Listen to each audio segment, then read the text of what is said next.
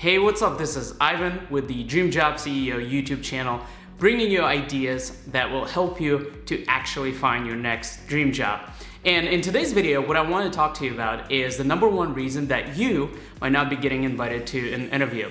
Before we dive right into it, first, subscribe to this channel below, enable the notifications. That way you'll see anytime I post content around the topics of resumes, interviewing, networking, and finding your next best gig that you absolutely deserve. Now, with that, let's talk about the number one reason that you might not be getting invited to an interview.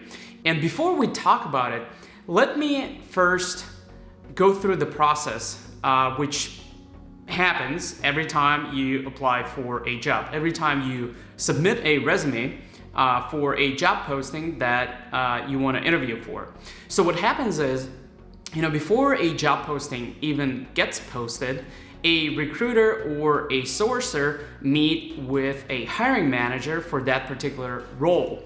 And what happens then is the hiring manager tells the recruiter what he or she is looking for in that particular job, and they then compile that list of keywords that then go into the job posting.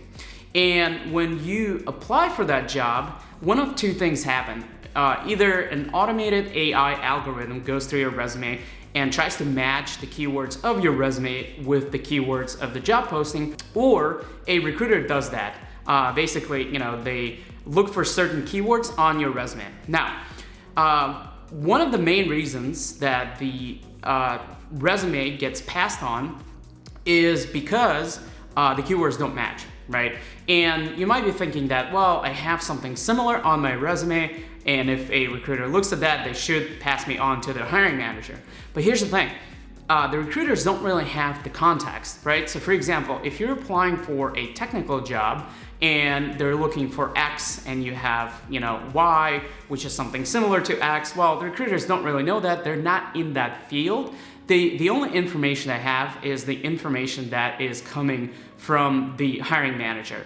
And keep in mind that they spend about 6 to 8 seconds on each resume.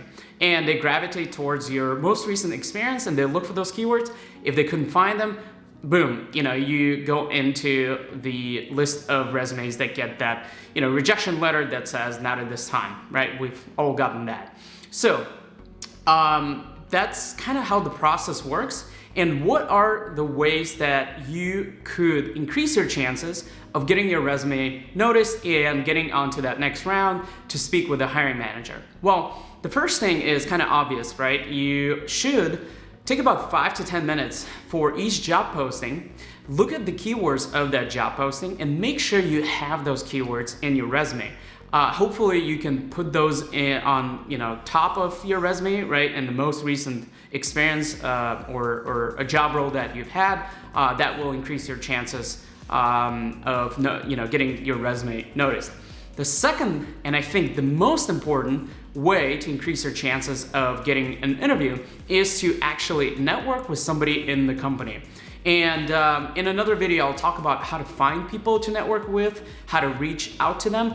But if you know somebody in your network that works at that company, or if you have a second-degree connection on LinkedIn that you can reach out to or get an intro to, definitely try that, because what happens is if you connect with somebody at that company and you talk to them and you have a good rapport, there's a good chance that they will refer you to that particular job posting, and that will increase your chances of actually getting onto the round to speak with the hiring manager. A lot of times in some companies, you actually get in touch with the recruiter if you're in the list of people that have been referred. So that's, I think, is the number one way that you can increase your chances. Obviously, spend some time crafting your resume to make sure it matches what that company is looking for in that position.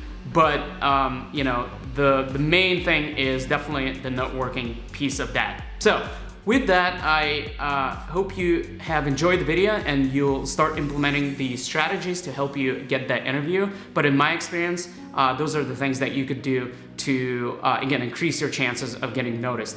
So with that, thanks a lot for watching. Subscribe to this channel below, enable notifications, and you'll see more videos like that that will actually help you find your next dream job. Until next time, thank you.